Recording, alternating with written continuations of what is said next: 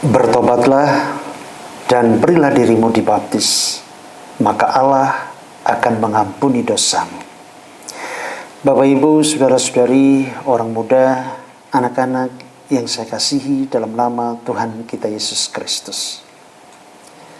Seruan pertobatan yang disampaikan Yohanes Pembaptis dalam Injil minggu kedua masa Advent ini ditujukan juga kepada kita pada zaman ini. Menurut Yohanes Pembaptis, ada 3 syarat yang harus kita penuhi untuk dapat diselamatkan.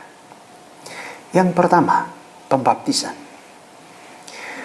Baptis adalah suatu panggilan untuk memasuki hidup baru dalam Yesus Kristus. Melalui pembaptisan dalam nama Yesus Kristus itu, kita dibersihkan dari noda dosa asal. Pada zaman Yohanes Pembaptis, tindakan pembaptisan itu dilaksanakan dengan membenamkan diri ke dalam air di Sungai Yordan sebagai simbol niat dan tekad yang baik untuk berdamai dengan Allah. Yang sama dilakukan pada zaman kita, namun tidak lagi di sungai, tetapi dari air bencana baptis yang diberkati pada malam Paskah. Selain dituangi oleh air baptis, kepala kita juga diolesi oleh minyak krisma. Ini merupakan simbol kehadiran Roh Kudus yang memimpin kita sepanjang hidup kita. Pembaptisan ini sangat penting sebagai pintu masuk semua anugerah Tuhan terhadap kita. Karena itu, saya sering berkata kepada semua simpatisan Yesus Kristus, yakni mereka yang mengimani Yesus sebagai Tuhan yang menyembuhkan, tetapi tidak atau enggan memberi diri dibaptis dalam nama Yesus Kristus, saya katakan, jangan mencuri rahmat Tuhan itu. Jangan menjadi simpatisan Yesus Kristus terus-menerus. Anda harus segera dibaptis dalam nama Yesus Kristus, supaya kepenuhan rahmat Tuhan itu ada dalam hidup Anda.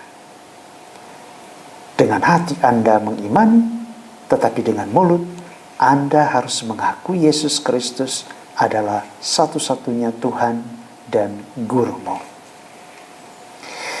Di kalangan pembaharuan karismatik Katolik ada istilah pembaptisan dalam roh. Tentu ini bukan pembaptisan ulang, tetapi dalam tanda petik menghidupkan kembali Roh Kudus yang sudah kita terima saat pembaptisan atau saat krisma. Mungkin dalam hidup ini, karena kesibukan, kita kurang memberi ruang pada Roh Allah untuk memimpin hidup kita. Maka melalui pembaptisan dalam Roh itu, atau lazim disebut juga pencurahan Roh Kudus, kita membaharui komitmen kita untuk memberi diri dipimpin oleh Roh Kudus dalam seluruh aspek kehidupan kita. Pengalaman kami menunjukkan bahwa mereka yang sudah menerima pencurahan Roh Kudus itu menjadi orang Katolik yang aktif di gereja, rajin membaca kitab suci, rajin melakukan devosi-devosi, termasuk devosi kepada Bunda Maria, dan terutama mencintai Ekaristi sebagai sumber kekuatan dalam hidup mereka. Itulah daya kekuatan Roh Kudus yang hidup dalam diri mereka. Syarat kedua yang harus kita penuhi untuk dapat diselamatkan adalah pertobatan. Walaupun kita sudah dibaptis, entah baptis tidur, masih bayi, atau baptis berdiri, sudah dewasa, kita tidak secara otomatis diselamatkan. Karena akibat dosa manusia pertama, atau kita sebut dosa asal tadi, kodrat asli kita yang merupakan gambaran Allah itu dilukai, sehingga kita selalu cenderung kepada dosa, atau apa yang disebut konkupiscensia. Bapak-bapak konsili dalam dokumen Gaudium et Spes pasal 13 artikel 1 mengatakan, apa yang kita ketahui berkat pewahyuan ini memang cocok dengan pengalaman kita. Sebab bila kita memeriksa batin sendiri, kita memang menemukan bahwa kita cenderung untuk berbuat jahat dan tenggelam dalam banyak hal yang buruk yang tidak mungkin berasal dari pencipta kita yang baik. Sering kita menolak mengakui Allah sebagai dasar hidup kita, dengan demikian merusak keterarahan kita. Itulah yang membuat kita harus bertobat terus-menerus agar kita suci dan layak di hadapan Allah dan agar kita diselamatkan. Bertobat berarti suatu metanoia, perubahan keadaan hati atau batin kita. Bukan hanya sekedar penyesalan atas dosa-dosa yang sudah kita lakukan, melainkan suatu pertobatan atau perubahan total dan radikal seluruh hati kita. Metanoia atau perubahan total inilah yang dapat mendatangkan pengampunan sejati. Berbalik 180 derajat, meninggalkan cara hidup yang lama dan mulai dengan suatu cara hidup yang baru yang berkenan kepada Tuhan dan sesama.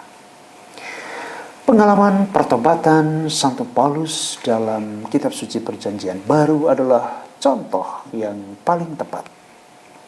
Dia bertobat dari pembunuh orang Kristen menjadi pewarta Kristus yang tangguh. Sampai dia sendiri berkata, "Bukan lagi aku yang hidup, melainkan Kristus yang hidup di dalam aku." Atau, "Dunia ini kuanggap sampah karena pengenalanku akan Kristus lebih mulia daripada segala-galanya. Bagiku mati dalam Kristus, mati karena Kristus adalah keberuntungan." Saudara-saudari, pengalaman pertobatan yang luar biasa. Dalam konteks masa Advent, pertobatan seperti inilah mutlak diperlukan agar kita selamat dan layak menerima Yesus yang lahir saat Natal nanti. Model pertobatan itu menjadi contoh bagi kita, tentu sesuai dengan keadaan kita masing-masing. Syarat yang ketiga yang harus kita penuhi untuk dapat diselamatkan adalah pengampunan. Di mana ada pertobatan, di situ ada pengampunan. Dengan demikian, pengampunan dari segala dosa berarti membebaskan diri dari beban berat hidup kita. Pengampunan mendatangkan rekonsiliasi dengan Allah dan dengan sesama kita. Dan itu berarti suatu penyembuhan dan pemulihan, sehingga hidup kita menjadi tenang dan damai. Hal itu kita lakukan melalui sakramen rekonsiliasi atau sakramen pengakuan dosa. Dengan kata lain, pengampunan dari Allah hanya dapat kita peroleh melalui sakramen pengakuan dosa. Para imam sudah diberi kuasa oleh Tuhan melalui urapan suci yang mereka terima untuk pengampunan dosa itu. Imam melaksanakan tugas suci ini atas nama Tuhan sendiri. Pada masa Adventus ini, kita juga diberi kesempatan untuk mengakui dosa-dosa kita, untuk mendapat pengampunan dari Allah, dan untuk memperoleh berkat dan rahmat yang kita butuhkan dalam hidup ini. Saudara-saudari terkasih, dalam Injil hari ini Yohanes Pembaptis berseru supaya orang-orang sejamannya menyiapkan jalan bagi Al-Masih.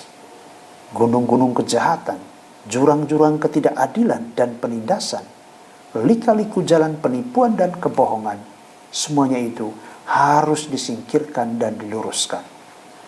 Seruan Yohanes Pembaptis yang sama itu sekarang ditujukan kepada Anda dan saya, ditujukan kepada kita semua. Kita diajak bertobat dan dibaptis kembali di dalam Roh Kudus, dalam pengertian yang sudah saya jelaskan tadi, agar mendapat pengampunan dosa dari Allah, sehingga kita sungguh siap dan pantas menerima Yesus Al-Masih dalam hati kita dan membaharui seluruh hidup kita. Semoga amin.